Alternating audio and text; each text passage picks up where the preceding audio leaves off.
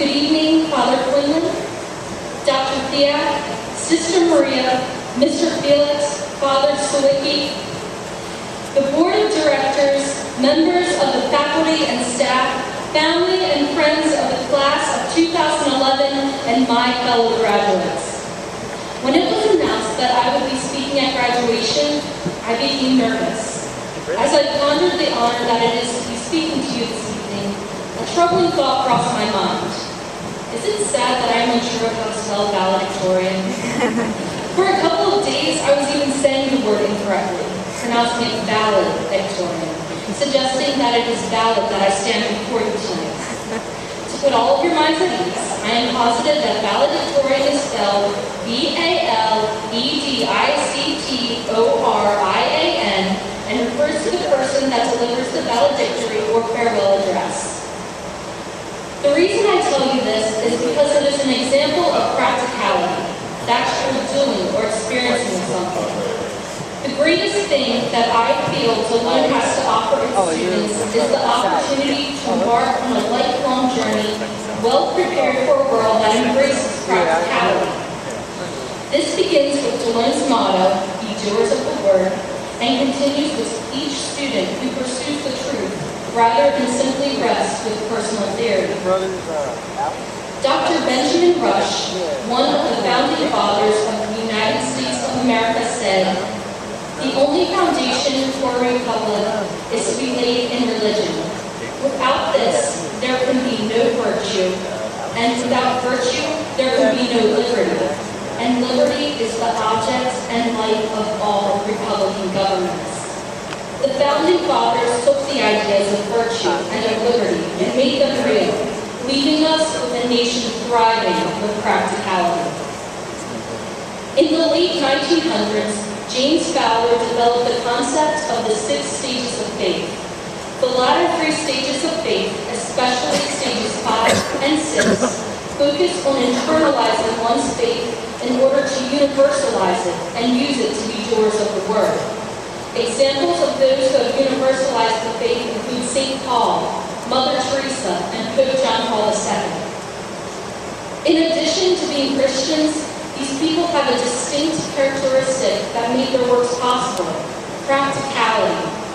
People at stages 5 and 6 do not merely speak, but act, showing the world how effort and exploration can bring about some degree of liberty, as is evident in our own United States.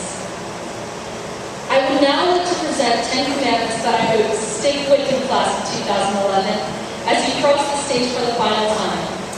And anyone who knows me will understand these 10 commandments of duct tape. Commandment 1.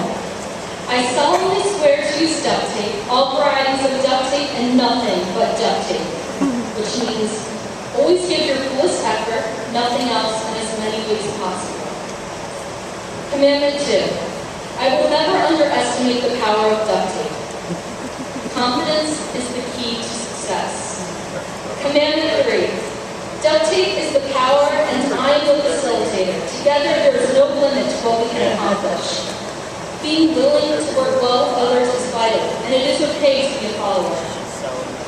Commandment 4. I will always be willing to share my duct tape. The needs of the many outweigh the needs of the few.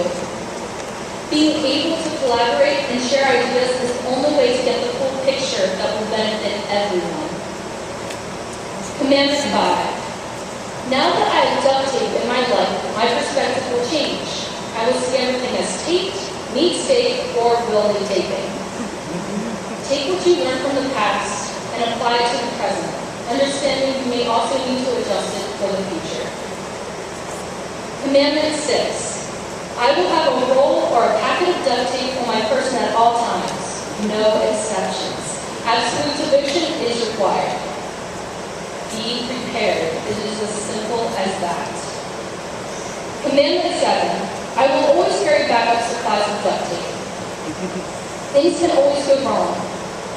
Be ready to embrace challenges and execute Plan B. Commandment 8. I will always tear my duct tape straight and true. Strings or incomplete tears are not acceptable. When you do something, do it with full commitment. Finish the job you started, but be sure to finish it to the best of your ability. Commandment 9. I will not waste duct tape, even if it folds over onto itself and adheres prematurely. In the case of a premature fold-over, I will take whatever time necessary to save this piece for proper use. Mistakes are made. Don't waste time invested in a project by giving up on your work. Take the time to learn from your mistakes. And finally, Commandment 10. In the tragic case of a non-retrievable premature foldover, hats will be removed, a minute of silence will be observed, and the piece will be given a proper burial with full duct tape honor. Not every aspect of life can be successful. When trials arise, acknowledge the bad and use it to promote the good. But never forget the good you have done upon the rest of the world. May you keep the 10 Commandments given to all of us by God, as well as the 10 Commandments of duct tape in your hearts as you embark on your mission as doers of the Word. Thank you and congratulations.